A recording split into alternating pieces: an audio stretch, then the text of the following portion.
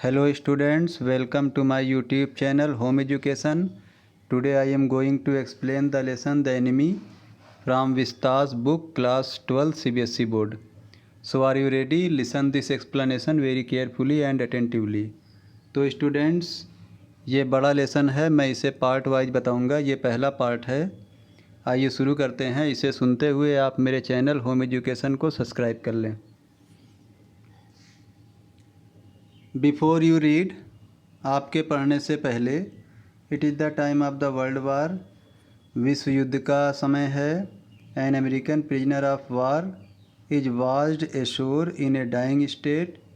एक अमरीकी सैनिक जो कि कैदी था, वो बहते हुए समुद्र तट पर पहुंच गया, बिल्कुल डाइंग स्टेट में, बिल्कुल मरने वाली स्थिति में। And throne into the door step of A Japanese doctor, और वह एक जापानी डॉक्टर के दरवाजे तक बहता हुआ चला गया। Should he save him as a doctor, क्या उस जापानी डॉक्टर को एक डॉक्टर के रूप में उसकी रक्षा करना चाहिए, उसे सेव करना चाहिए, बचाना चाहिए। Or hand him over to the army as a patriot, या फिर एक देशभक्त की तरह उसे सेना के हवाले कर देना चाहिए। आइए शुरू करते हैं, आगे बढ़ते हैं। Doctor Sadao Hoki's house was built on a spot of the Japanese coast. Doctor Sadao Hoki, ये उनका पूरा नाम है डॉक्टर साहब का। इनका जो घर है वो जापान के एक समुद्र तट पर बना हुआ है, एक स्थान पर। Where as a little boy he had often played, जहाँ पर वो एक छोटे बच्चे के रूप में अक्सर खेला करते थे। The low square stone house was set upon rocks well above a narrow beach that was outlined with bent pines. ये छोटा चौकोर पत्थर का घर है जो चट्टानों के ऊपर बहुत अच्छे से बनाया गया है, बिल्कुल समुद्र के किनारे, और इसके सामने झुके हुए पाइन के पेड़ लगे हुए हैं।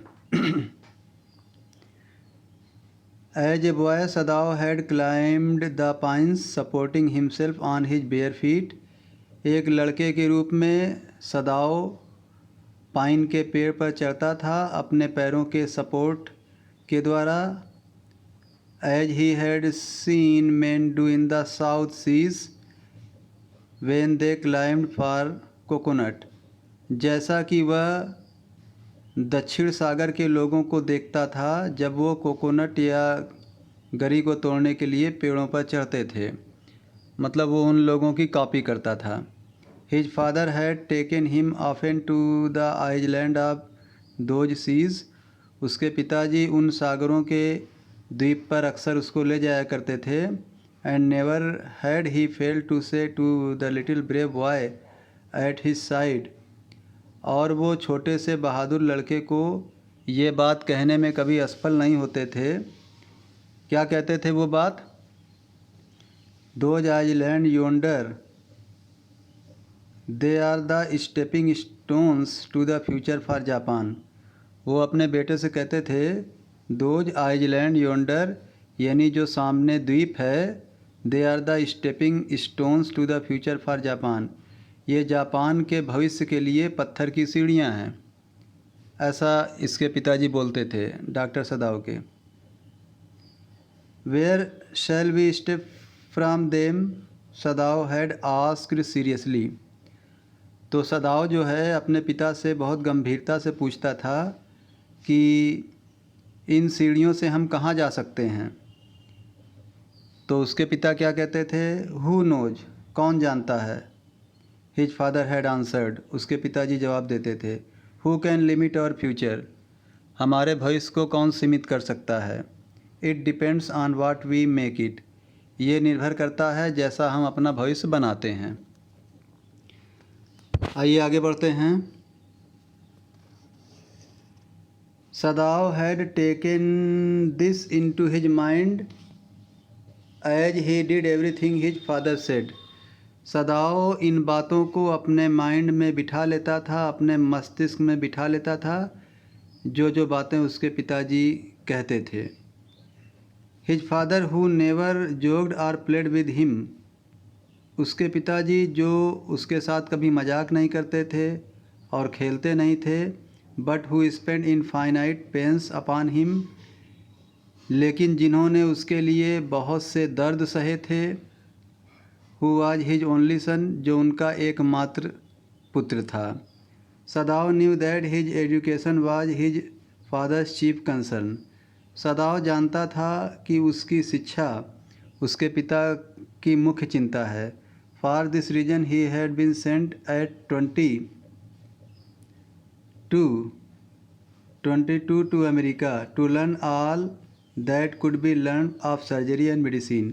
इसी कारण से उसे 22 साल की उम्र में अमेरिका भेज दिया गया था सर्जरी और मेडिसिन यानी ऑपरेशन और दवा के बारे में बहुत कुछ सीखने के लिए।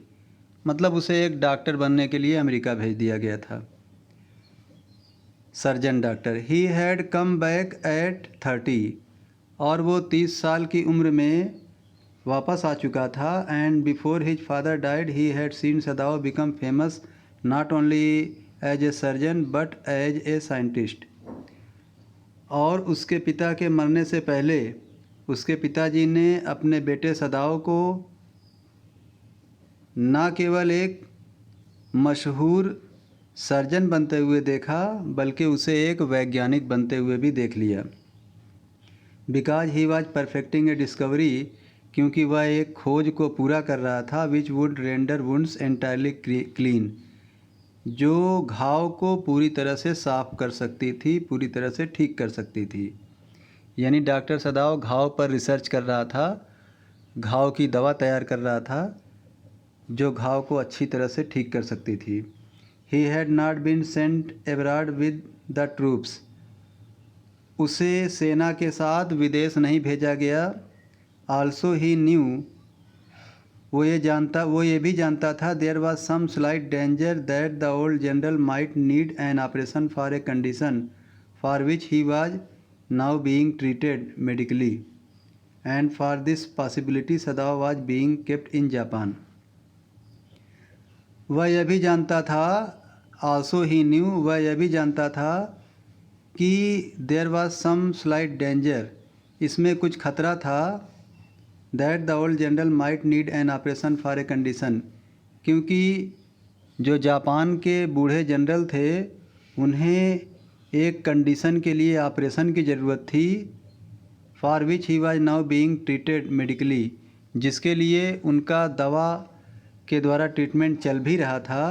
And for this possibility सदाव was being kept in Japan, और इसी संभावना के कारण सदाव को जापान में ही रखा गया। Clouds were rising from the ocean now, अब समुद्र से बादल ऊपर उठ रहे थे।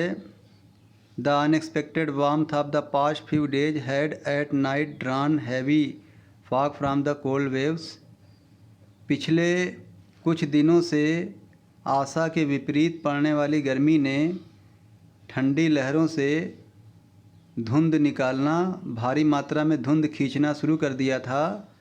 सदाव watched mist hide outlines of a little island near the शोर, सदाव ने एक आइलैंड के पास तट के समीप बहुत भारी मात्रा में धुंध को देखा।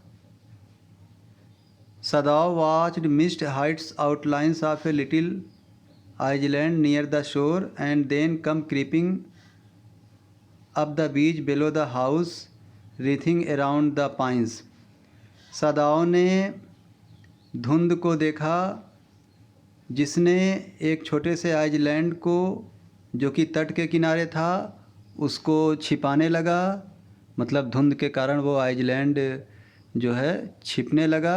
And then come creeping up the beach below the house, और फिर यही धुंध उसके घर के नीचे यानी समुद्र तट पर भी आने लगी।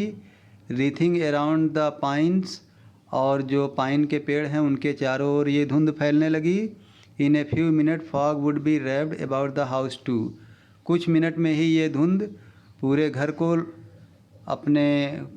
को लपेट लेगी, यानी कि ये धुंध पूरे घर में आ जाएगी। Then he would go into the room where Hana his wife would be waiting for him with the 2 children.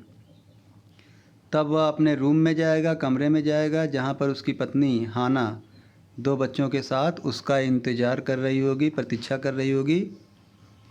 But at this moment the door opened and she looked out a dark blue woollen haori over her kimono. लेकिन इस बार दरवाज़ा खुला और उसने बाहर देखा। उसने अपने किमोनो ड्रेस के ऊपर गाढ़े नीले रंग का एक वुलन कपड़ा पहन रखा था, वुलन एप्रॉन जैसा स्वेटर पहन लिया था। She came to him affectionately and put her arm through his as he stood, smiled and said nothing. वह उसके पास आई और बड़े प्यार से अपने बाहों को उसके ऊपर रख लिया जैसे वो खड़ा था, मुस्कुराया और कुछ नहीं कहा। He had met Hana in America. उसकी मुलाकात हाना से अमेरिका में हुई थी। But he had waited to fall in love with her until he was sure she was Japanese. लेकिन वह उससे प्यार करने की प्रतीक्षा तब तक करता गया जब तक कि वो संतुष्ट नहीं हो गया कि वह जापानी थी। मतलब वो जापानी होती तभी वो प्यार करता, अदरवाइज वो प्यार न करता। His father would never have received her unless she had been pure in her race. क्योंकि उसके पिताजी उसे कभी स्वीकार नहीं करते अगर वो शुद्ध जापानी न होती, प्योर रेस में न होती। He wondered often whom he would have married if he had not met Hana। Doctor सदाओ आश्चर्य करता है कि वो किससे शादी करता अगर वो हाना से न मिलता। And by what luck he had found her in the most casual way. और सौभाग्य से ही अचानक ही उसने हाना को पा लिया था। बाई चांस लिटरली, सही कहा जाए तो एक अवसर के कारण उसने उसे पा लिया था। At an American professor's house, उसने एक अमेरिकन प्रोफेसर के घर पाया था। The professor and his wife had been kind people anxious to do something for their few foreign students. ये प्रोफेसर साहब और उनकी पत्नी, ये लोग बहुत ही दयालु और चिंतित प्रकार के लोग थे जो अपने बाहरी स्टूडेंट्स के लिए कुछ न कुछ कार्य करते रहते थे। एंड द स्टूडेंट्स दो board had accepted this kindness. और उनके जो स्टूडेंट्स होते थे उनकी दयालुता पर बड़े बोर भी हो जाते थे। Sadao had often told Hana how nearly he had not gone to professor Harley's house that night. Sadao ने अक्सर हाना से कहा करता था कि कैसे वो उस रात प्रोफेसर हार्ली के घर नहीं जाने वाला था। तो स्टूडेंट्स, मैंने आपको एक पहला पार्ट आज आपको दे दिया। इसके बाद जो है आपको दूसरा पार्ट और सारे पार्ट आपको दिए जाएंगे। लेसन बहुत बड़ा है, इसीलिए पार्ट वाइज मैं आपको देता चला जा रहा हूँ। Okay, thank you students, please subscribe, bye.